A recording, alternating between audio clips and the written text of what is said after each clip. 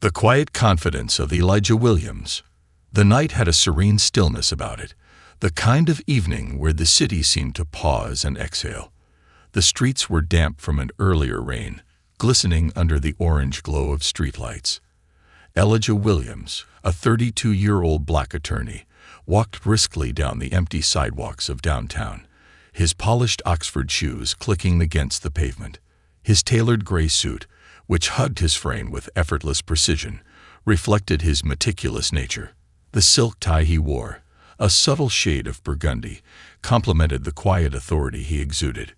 It had been a victorious day in court.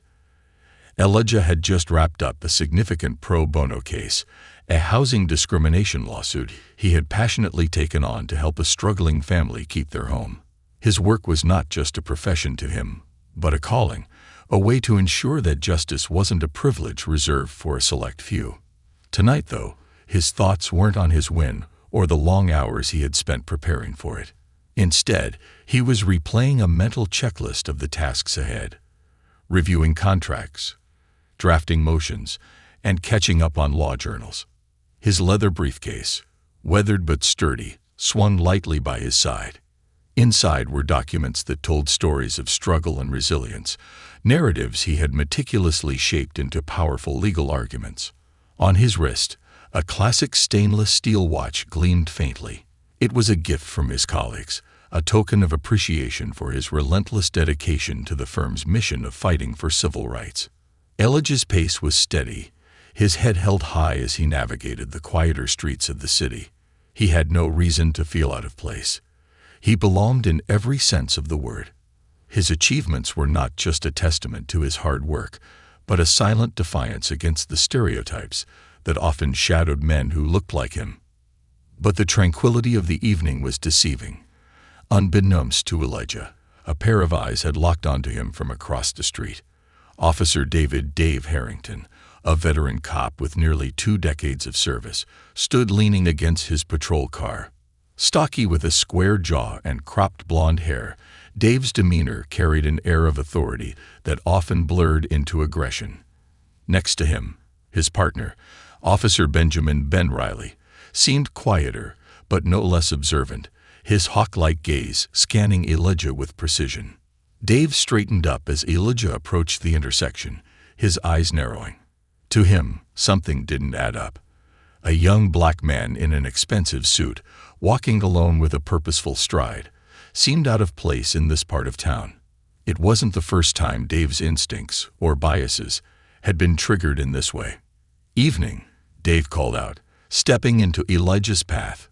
His tone wasn't welcoming. It was sharp, probing, and heavy with suspicion. Elijah stopped, his expression calm but alert. He glanced at the officer, his composure unwavering. "Good evening, officer," he replied politely, his voice steady and even. Dave's eyes lingered on the watch adorning Elijah's wrist, then shifted to the briefcase. "Nice watch," he remarked, his tone laced with condescension. "Mind telling me where you got it?" Elijah raised an eyebrow, taken aback by the abruptness of the question, but refusing to let irritation creep into his demeanor. "It was a gift from my colleagues," he replied evenly. The answer seemed to irritate Dave more than satisfy him. "Colleagues, huh? What kind of work do you do?" he pressed, his gaze hardening. "I'm an attorney," Elijah answered, keeping his tone neutral. He could see the skepticism in the officer's eyes, the unspoken doubt that a black man dressed sharply and walking confidently could be telling the truth. Dave chuckled dryly, shaking his head. "An attorney, you say? What are you doing walking around here this late then?"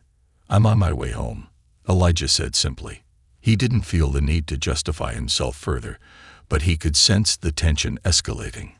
The interrogation continued, each question more invasive than the last. Elijah's patience remained intact, though he felt the simmering frustration under the surface. He had encountered this kind of scrutiny before, the kind that sought to strip him of his dignity and reduce him to a stereotype. Finally, Dave's tone turned sharper. "Let me see some ID," he demanded. Elijah reached for his wallet, moving deliberately to avoid any misinterpretation of his actions. He handed over his driver's license, which Dave studied with a frown. Despite the legitimacy of the ID, the officer seemed unconvinced. "What's in the briefcase?" Dave asked abruptly. "Legal documents," Elijah replied. Dave's patience snapped. Without warning, he grabbed Elijah's arm and twisted it behind his back, yanking the briefcase from his other hand. The cold steel of handcuffs snapped around Elijah's wrists. Dave's patience snapped. Without warning, he grabbed Elijah's arm and twisted it behind his back, yanking the briefcase from his other hand. The cold steel of handcuffs snapped around Elijah's wrists. "Suspicious activity," Dave declared curtly, as if the words alone justified his actions. Elijah felt the anger rising in his chest, but he forced himself to remain calm. He could feel the stares of a few onlookers, their expressions a mix of shock and concern. He knew this moment wasn't just about him. It was a microcosm of a much larger issue. "Officer," Elijah began, his voice steady despite the humiliation of being handcuffed in the middle of the street. "This is unnecessary." Dave ignored him, pushing him toward the patrol car. Ben opened the door, avoiding Elijah's gaze as he helped shove him into the back seat. The ride to the station was silent, save for the crackle of the police radio. Elijah stared out the window, his mind racing. He thought about his clients, the countless cases of injustice he had fought against, and the irony of now finding himself in a situation so similar to the ones he had dedicated his career to resolving. At the station, Elijah was led into a holding area while Dave and Ben began searching through his belongings. When they opened the briefcase, they found the neatly organized legal documents and a professional ID that confirmed Elijah's occupation. The bold letters, "Attorney at Law," stared back at them, and for the first time that evening, Dave's smug confidence faltered. Ben handed the ID to Dave, who studied it with a mix of disbelief and unease. He glanced at Elijah, who sat calmly in the holding area, his expression unreadable but his eyes sharp and focused. "Is this for real?" Ben asked in a low voice. Dave didn't answer immediately. His jaw tightened, and he shot a quick, nervous glance at his partner. Meanwhile, Elijah remained silent, allowing the weight of their mistake to sink in. He knew he could reveal his full credentials now, but he chose not to. Not yet. Instead, he let them grapple with the realization of what they had done. Unbeknownst to the officers, a bystander's video of the arrest had already begun circulating on social media. Within hours, the footage would ignite a firestorm of outrage, with thousands of people calling for accountability and justice. But for now, Elijah sat quietly, his mind already formulating the next steps. He knew this wasn't just about him. It was about challenging a system that perpetuated injustice, about turning his humiliation into a catalyst for change. The night was far from over, and Elijah Williams was just getting started. A battle begins.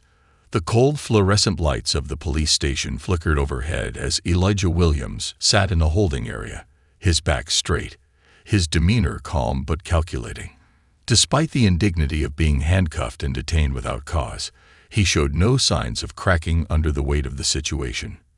He wasn't just sitting there as a black man arrested on the whim of a prejudiced cop.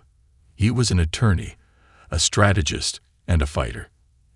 Every passing second felt like the prelude to a courtroom showdown, one that he was determined to win. Officer Dave Harrington paced near the front desk, a storm of emotions brewing beneath his hardened exterior. The discovery of Elijah's professional ID had shaken him more than he cared to admit. He had built a career on his instincts, but tonight, those instincts seemed to have betrayed him. His partner, Officer Ben Riley, sat silently at a nearby desk, his fingers drumming nervously against the surface. "Let's just process him and move on," Ben said quietly, breaking the silence. Dave glared at him, the words only stoking his frustration. "Process him for what?" "Suspicious activity. You know this isn't going to hold up." "The guy's a lawyer, Ben. A civil rights lawyer." Ben hesitated, his unease palpable. "Then maybe we should let him go before this gets worse." Worse, Dave snapped, lowering his voice when a few officers glanced their way. You think we can just let him walk out of here? What happens when he files a complaint or a lawsuit? Dave's mind was spinning, the weight of his actions pressing down on him. He had spent years on the force, navigating the complexities of urban policing, but this wasn't some petty criminal he could dismiss with a brusque warning or a lecture. This was a man who knew the law, who lived and breathed it. Meanwhile, in the holding area, Elijah's focus was unwavering. He wasn't intimidated by the sterile walls or the officers who occasionally glanced at him with a mixture of curiosity and discomfort. His thoughts were on his next steps. He knew the law inside and out, and he had no intention of letting this slide. A young officer approached him hesitantly, holding a clipboard. "Mr. Williams," he began, his tone softer than the others, "would you like to make a phone call?" Elijah looked up, his sharp eyes meeting the officer's. "I would," he said evenly, standing up with quiet authority. The officer unlocked the holding area and led Elijah to a small desk with a phone. The room was silent as Elijah dialed a familiar number. It was late, but he knew the person on the other end would answer. "Anita," he said when the call connected. "It's Elijah." Anita Johnson, his colleague and close friend, was a senior attorney at their firm and one of the most respected legal minds in the city. Her voice, groggy but concerned, came through the line. "Elijah, what's going on?" Elijah gave her a concise rundown of the night's events, his tone calm but firm. Anita's reaction was immediate. "They arrested you," she exclaimed, her voice sharp with indignation. "For what?" "For existing while black," Elijah replied dryly. "But they're claiming suspicious activity." There was a pause on the other end. Then Anita's voice turned steely. "Stay where you are. I'll be there within the hour, and I'm bringing the cavalry." Elijah hung up, a small smile tugging at the corners of his mouth. He knew Anita well enough to know that she wasn't exaggerating. The cavalry would likely include a team of attorneys, reporters, and activists who would turn this incident into a spotlight on police misconduct. As Elijah returned to the holding area, the mood in the station began to shift. Word of his identity had spread among the officers, and the realization that they had detained a civil rights attorney was making waves. Some officers looked visibly uncomfortable, while others avoided eye contact altogether. Dave, however, was doubling down. He leaned against the desk, his jaw clenched as he scrolled through his phone. The viral video of the arrest had already reached his screen, and the comments beneath it were a torrent of outrage. "This is bad," Ben muttered, peering over Dave's shoulder. "Yeah, no kidding," Dave snapped. He shoved the phone into his pocket and strode toward the holding area.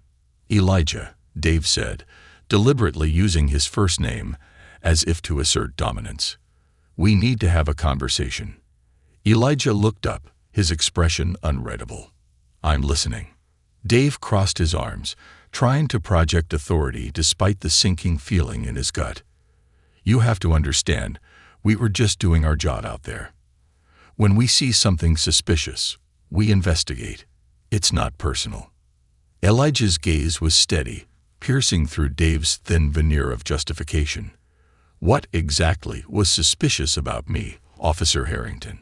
Was it the suit, the briefcase, or was it just the color of my skin?" Dave flinched, but he quickly masked it with a scowl. "Now hold on." "No," Elijah interrupted, his voice firm but calm. "You hold on. You detained me without cause. You handcuffed me in the middle of the street for no reason other than your own prejudice.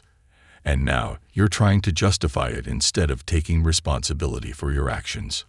Dave opened his mouth to respond, but before he could, the doors of the station burst open. Anita Johnson swept in, flanked by two other attorneys and a reporter with a camera crew in tow. Her presence was commanding, her tall frame draped in a midnight blue trench coat that billowed behind her as she walked. "Elijah," she said, her voice warm but urgent. "Are you okay?" "I'm fine," he replied, a hint of relief in his tone. Anita turned her attention to Dave, her expression hardening. "I'm attorney Anita Johnson, and I'm here representing Mr. Williams. We're going to resolve this now." The station descended into chaos as Anita began demanding answers, her voice cutting through the room like a blade. The reporter's camera captured every moment, ensuring that the story would reach far beyond the confines of this small police station. Dave's face turned pale as he realized the full scope of what was unfolding.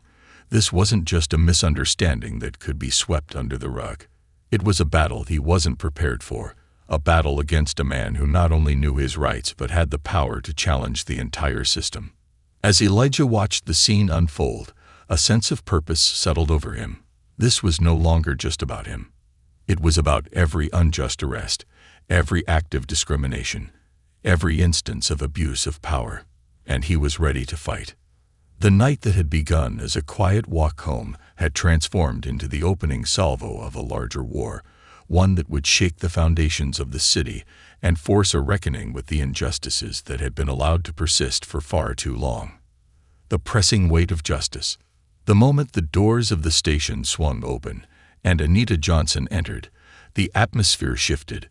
There was an undeniable power in her presence. She moved through the room with a purpose, her eyes never leaving the officers who were beginning to realize they had made a catastrophic mistake. Elijah remained seated, watching as his colleague's authoritative voice rang out, directing every officer in her path with precision. The reporter, a young woman named Sarah, immediately positioned herself to capture everything. Her camera flicked on, and she began to document the unfolding scene. This was no longer just an isolated case. The incident had already gained significant traction on social media, and now it was about to be thrust into the public eye. The press would ensure that the injustice did not fade into obscurity. Anita's tone was sharp as she addressed the officers. "I demand that you release my client immediately. He has been detained without probable cause, and you know it. The actions of Officer Harrington tonight have crossed a line, and I'm not leaving here until I have an explanation for what happened." Officer Dave Harrington's face twitched at the mention of his name. He had expected this. He had known there would be consequences, but he hadn't anticipated the tidal wave of pressure that would come crashing down on him. His usual defiance had evaporated, replaced by a sense of unease that threatened to unravel his composure. He squared his shoulders but found no words. Anita's reputation preceded her, and the last thing he wanted was to be the subject of a high-profile lawsuit, or worse, a federal investigation. Ben Riley, who had been standing silently at the back, watched the interaction with growing discomfort. His stomach churned with guilt. He had been complicit in this. He had watched his partner escalate the situation without intervening. But now, as the enormity of their error sank in, he realized how much trouble they were in. The realization was like a slow-motion crash, one that he could not escape. "Elijah," Anita said, turning to her colleague with a mix of concern and pride in her eyes. "Are you all right?" "I'm fine," Elijah responded, his voice steady despite the emotional toll of the night. He was tired, not from physical exertion, but from the weight of the injustice he had endured. His mind was clear, focused, but there was a simmering anger beneath the surface. "I'm ready to go." The officers exchanged uneasy glances. Dave finally spoke, his voice carrying a defensive edge. "We were just doing our job. We saw a man who looked suspicious, and we asked questions. You can't just walk down the street dressed like that without raising some concerns. The area has been having problems with stolen goods recently. It's nothing personal, just standard procedure." Anita's eyes narrowed as she took a deliberate step forward. "Standard procedure," she echoed, her voice dripping with incredulity. "And what part of Elijah's appearance made him a suspect, Officer Harrington?" "The fact that he's black. The fact that he has the audacity to wear a suit and walk down the street with his head held high. You know exactly what you're doing. Don't try to hide behind some tired excuse." Her words were a sharp reprimand, a public indictment of the kind of racial profiling that had plagued communities for decades. Every officer in the room could feel the weight of her accusation. The tension grew thicker as the reality of the situation began to set in. Dave hesitated, and in that moment, his once confident facade faltered. "You're making this into something it's not." He was being. Elijah was not being anything except himself. Anita cut him off, her voice unwavering. "You have no right to assume his guilt based on his appearance, and for you to detain him without any reasonable suspicion or probable cause is a violation of his civil rights." The words were a challenge, a direct confrontation of the power dynamic that had been at play when Elijah had been pulled from the street. It was clear to everyone in the room that the officers had not been expecting this level of accountability. They had expected silence, submission, or at worst, a vague apology to let the situation fizzle out. But instead, they were faced with the full force of a legal challenge, one that was not going to disappear quietly. Meanwhile, Sarah, the reporter, stood at the back, her camera rolling steadily. She had been silent up until this point, capturing the tension in the room and focusing on the officers' uneasy faces. She knew that this story had the potential to ignite something far bigger than a simple case of racial profiling. If Anita was successful in pushing the issue, this could become a movement. Her camera clicked as she snapped a few more photos, documenting the moment when the officers' walls of defensiveness began to crumble. She had been following the case of police misconduct for months now, but nothing compared to this. Elijah Williams wasn't just any attorney. He was a symbol of the fight for equality, and she knew the public would rally behind him. Back at the station, the confrontation continued. Anita was relentless, but she wasn't alone in her fight. Elijah was standing beside her, quiet but resolute. He wasn't a passive bystander. His legal mind was already at work, analyzing the situation, preparing for the next steps, and considering the broader implications of the case. Finally, Dave broke the silence. "I'm going to let you go," he muttered, his voice filled with barely contained frustration. "But know this isn't over. We'll see you in court." Anita's eyes were cold as she responded, "We're already in court, Officer Harrington. We're just waiting for the right time to file." As the officers began to unlock Elijah's handcuffs and prepare his release, the weight of the situation hadn't lifted. This wasn't just about an illegal arrest or police misconduct.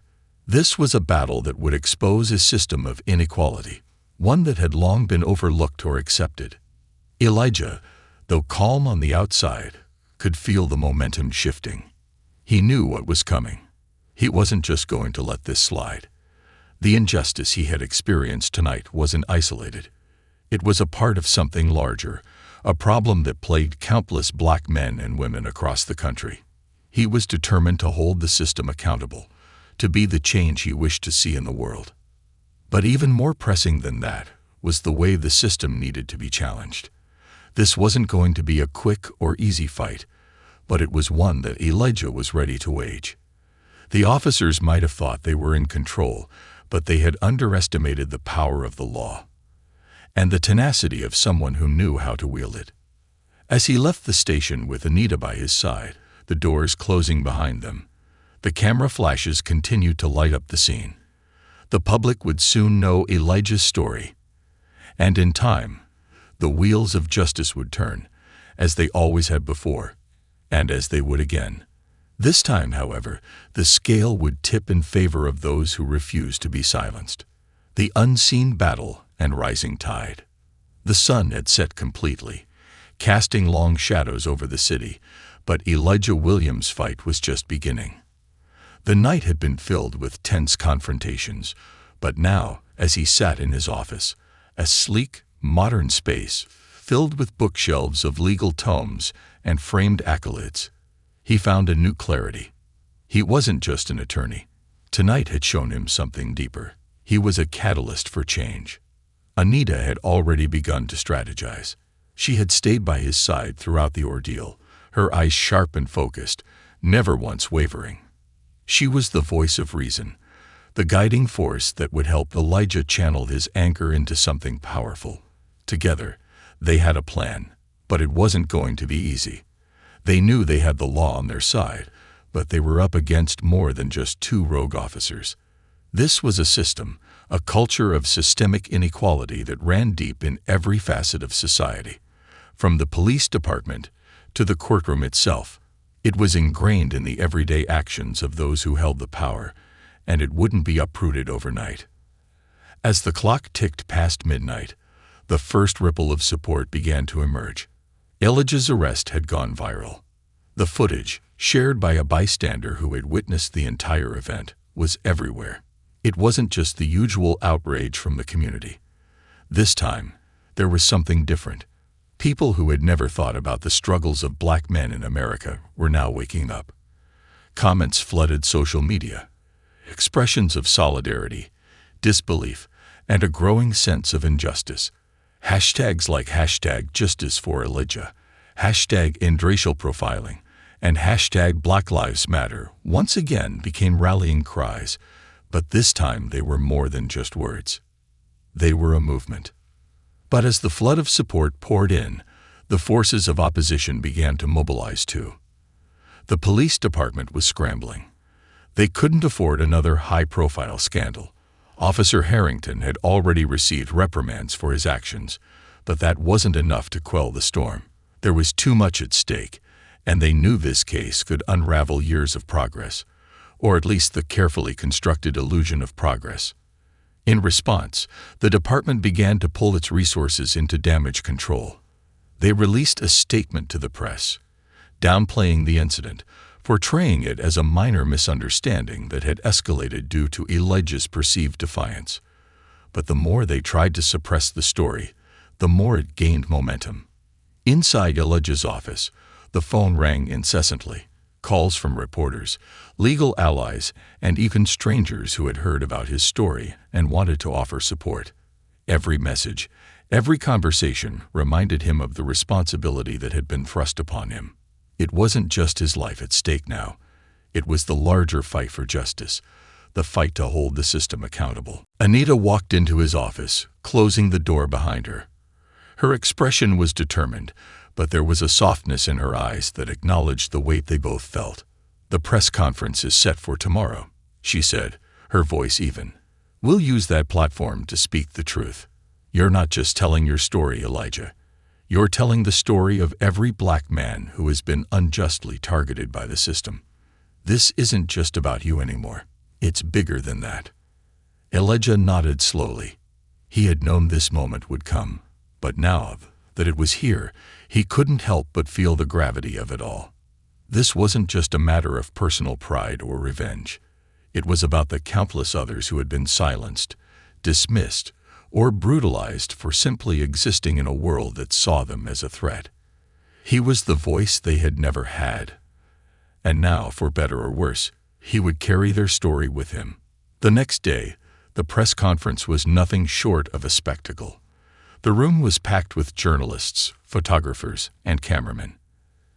Elijah stood at the podium, flanked by Anita and several other members of his law firm who had come to show their support. The tension in the air was palpable, thick with anticipation. He was prepared. But Elijah had always been prepared. He had spent years studying the law, practicing his craft, and building a reputation as a fierce advocate for justice. But this moment felt different. He wasn't standing in a courtroom anymore.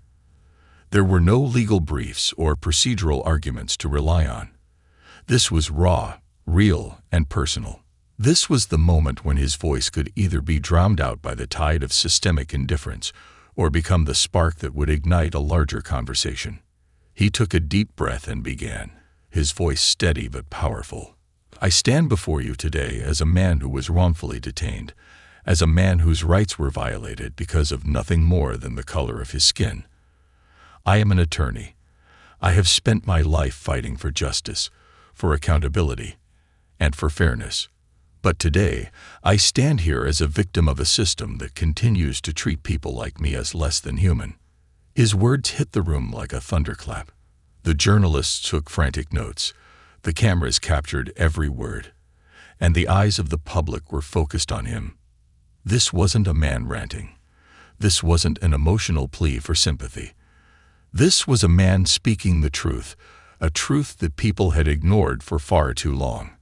I was detained by Officer Dave Harrington and his partner because I walked down the street in a suit. They saw a man who looked out of place, and they assumed I was a threat. But I'm not a threat. I am a professional. I am a lawyer. I am a man who has worked hard every day to earn what I have. And yet, in the eyes of these officers, I was nothing more than a suspect. Not because of my actions, but because of the color of my skin. The room was silent. Every eye was on Elijah as he continued. This isn't just about me. This isn't a rare incident.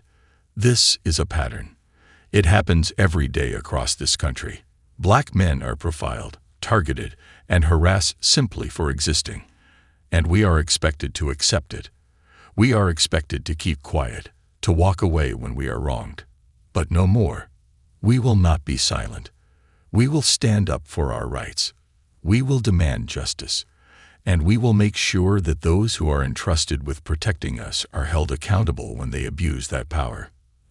As Elijah spoke, he could feel something inside him shift. It wasn't just a speech. It was a call to action. He wasn't just telling his story. He was starting a movement, one that had the power to change the course of history. The cameras flashed again, capturing the raw emotion in his eyes. His words reverberated through the room, and slowly the applause began. It was quiet at first, but then it grew, a growing swell of support from everyone in the room. This wasn't just a man who had been wronged. This was a leader, someone who would fight for those who could not fight for themselves. And in that moment, Elijah Williams knew that his life had changed forever. This was no longer just about his case. This was about a larger fight for justice, for equality, and for the recognition of the humanity of every black person who had been overlooked, oppressed, and silenced for far too long. And he wasn't about to back down. The battle was just beginning. The fight intensifies and the legal storm break. The days following the press conference were a whirlwind. Elijah Williams had inadvertently become the face of a movement that transcended his personal ordeal. The viral video, the media coverage, and the growing number of supporters who rallied behind him all added layers to the complexity of his case. But as the attention swelled, so too did the resistance. The forces that had worked for so long to maintain the status quo were not going to let this one man, this one black attorney, upend their carefully constructed system of oppression without a fight. The news media had dissected every word of Elijah's speech, and public opinion was sharply divided. On one side, there were those who saw him as a brave hero, a man who had taken a stand for justice and equality. On the other side, there were those who saw him as a troublemaker, a person who had stirred up division and resentment in a society that they believed was already moving toward equality. But one thing was undeniable. Elijah had struck a nerve, and the backlash was swift. In the coming days, he was subjected to smear campaigns. Anonymous social media accounts began to spread false rumors about his background, accusing him of fabricating the details of his arrest and trying to paint him as an attention-seeking opportunist. The police department, through its well-oiled public relations machine, attempted to spin the narrative, claiming that Elijah had been uncooperative and confrontational. They suggested that Officer Harrington had acted in good faith, believing that Elijah's behavior was suspicious and that the arrest had been justified. Despite the swirling accusations and attacks, Elijah remained undeterred. He knew the truth, and the law was on his side. He didn't need to stoop to their level of dishonesty. His legal team, led by Anita and bolstered by several high-profile civil rights attorneys who had offered their support, had already begun preparing their case. They had gathered the evidence, the footage of Elijah's arrest, the testimonies of witnesses, and the damning internal records from the police department. They had what they needed, but they also knew that this would not be a simple court case. It would be a battle against an entrenched system, one that had been shaped by years of institutional racism and police brutality. As the days turned into weeks, Elijah found himself at the center of not just a legal fight, but a cultural one. Every public appearance he made, every interview he gave, added fuel to the fire. The pressure mounted. But Elijah had always been unshakable in his conviction. He had seen injustice too many times in his career to back down now. He knew that this case wasn't just about his rights. It was about the rights of every black person who had been treated unfairly, every person who had been racially profiled or harassed simply because of how they looked. It was during one of these interviews that Elijah's resolve was tested in a way he hadn't anticipated. The anchor of a prominent conservative news outlet asked him a pointed question, one that had been circling in the public discourse for weeks. "Elijah," the anchor began, "you've garnered widespread support for your stance. But there are those who believe that you're using your case to stoke division. They argue that you're exacerbating racial tensions in a country that is trying to move forward. What do you say to them?" The question was designed to trap him, to force him to either back down or appear as if he were playing the victim. Elijah paused for a moment. He could feel the weight of the eyes on him, the millions watching across the nation. He had heard the arguments against him, the claims that racial tensions were overblown, that the police were not the enemy, that he was making a mountain out of a molehill. But he had prepared for this moment. This was his chance to shift the conversation, to tell the truth in a way that no one could ignore. He looked directly into the camera, his voice calm but steady. "What I'm doing is not about division," he said. "It's about truth. It's about accountability. We cannot move forward as a society until we address the systemic injustices that exist. We cannot ignore the reality that millions of people, black people, people of color, face discrimination every day, not just in the streets, but in the courts, in schools, in healthcare, and in every facet of life. The issue isn't that we're stoking division. The issue is that these injustices have been ignored for far too long. And as long as they continue, we'll never be able to heal as a nation." His words hit hard, reverberating through the airwaves. He didn't need to yell or raise his voice. His calm authority, backed by facts and lived experience, was enough. The anchor seemed to lose some of his composure, unable to respond with the same intensity Elijah had brought to the conversation. For a brief moment, the script had been flipped. The tables had turned. Elijah's team knew that this was only the beginning. His case was still far from over, and the fight for justice was still in its early stages. But the public's perception of him was shifting. No longer was he just an attorney who had been wronged. He was becoming a symbol of resistance, of courage in the face of overwhelming odds. Then came the first court appearance. It was a day that would be etched into Elijah's memory forever. He entered the courthouse with Anita by his side, his posture still unyielding, despite the challenges that lay ahead. The courthouse steps were crowded with reporters and photographers, but it wasn't the press that made him nervous. It was the knowledge of what was at stake. This was no longer just about an unjust arrest. This was about forcing an institution to confront its own biases and failures. Inside the courtroom, the atmosphere was tense. Elijah's legal team was ready. They had reviewed every detail of the case, from the officer's behavior to the inconsistencies in the police department's initial report. They had even called in experts to testify about the systemic issues within law enforcement. The prosecution was prepared to play their hand too, but they weren't ready for the explosive nature of what was about to unfold. As the hearing began, Elijah's voice resonated with confidence. The evidence was laid out methodically. His civil rights had been violated, and there was no denying it. The judge listened intently as Elijah's team presented their arguments, and even though the defense tried to downplay the severity of the officer's actions, it was clear that this case was not going to be as easily dismissed as they had hoped. What followed was a brutal exchange of legal arguments, but Elijah's team was unrelenting. As the days passed, it became increasingly clear that this was not a case that could be swept under the rug.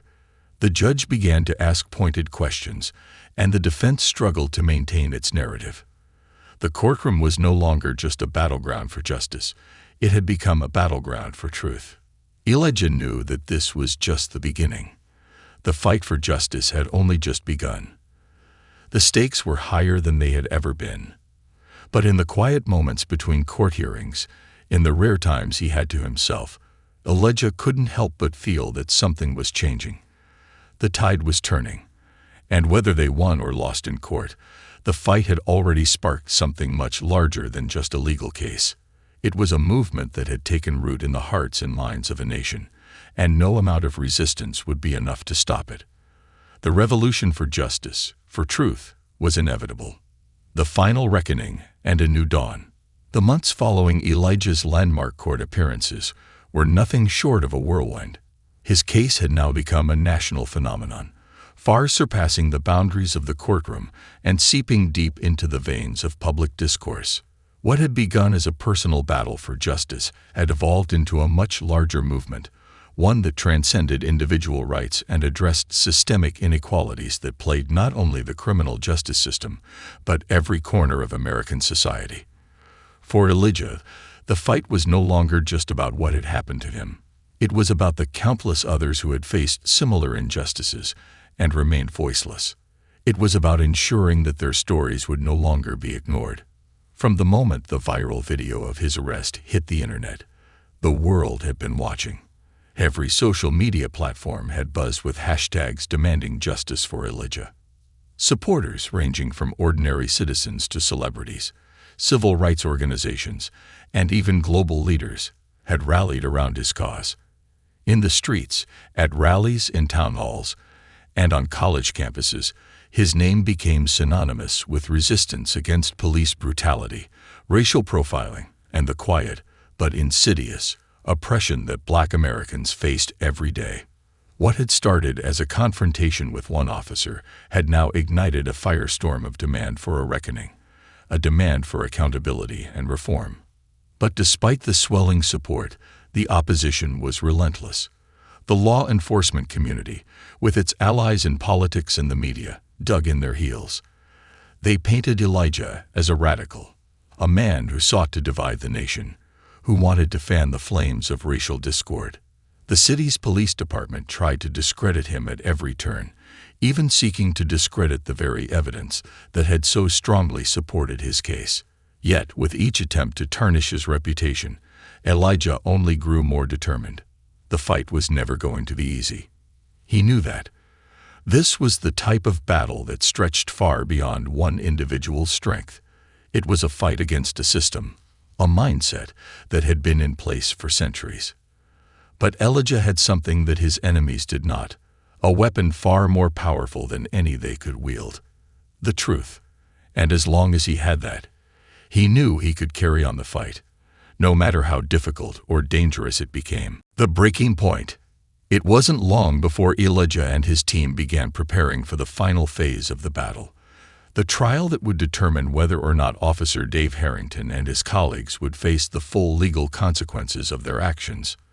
The case had dragged on for months, but now, in the final stretch, everything hung in the balance. The courtroom on the day of the final hearing was packed to the brim. The air inside felt thick with anticipation. The public had been paying close attention, and the sense of justice was palpable. Cameras clicked, reporters scribbled in their notebooks, and on the faces of Elijah's supporters, there was an unspoken hope that perhaps, just perhaps, the scales of justice would finally tip in their favor.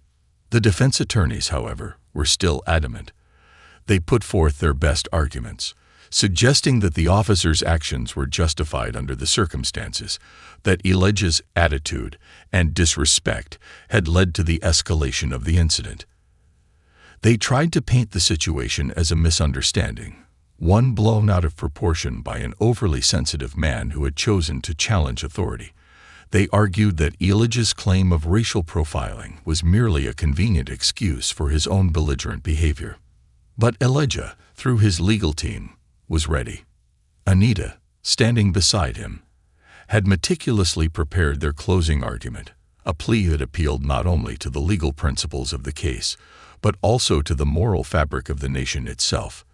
The injustice Elijah had faced was not an isolated incident, she argued.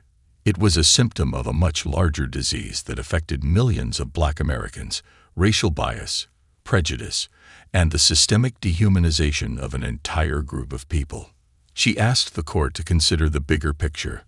What does it say about our society when a man in a suit, a man who has worked tirelessly to make a living, is still treated as a suspect simply because of his skin color? Her words resonated deeply within the room. There were murmurs of agreement from those present, especially in the gallery. Elijah's supporters, who had been there from the beginning, could hardly contain their emotions. They knew this was the moment that would decide more than just his fate. It would decide whether the courts would stand on the right side of history.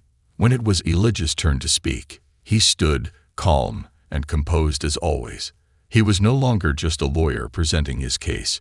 He was a symbol of something much larger, a voice for all those who had been wronged. His words were measured, but they carried a weight that none of the officers could ignore. "I stand here today, not just for myself," he began, his voice steady but filled with quiet power, "but for every individual who has been unjustly detained, who has been judged based on their skin color rather than their character.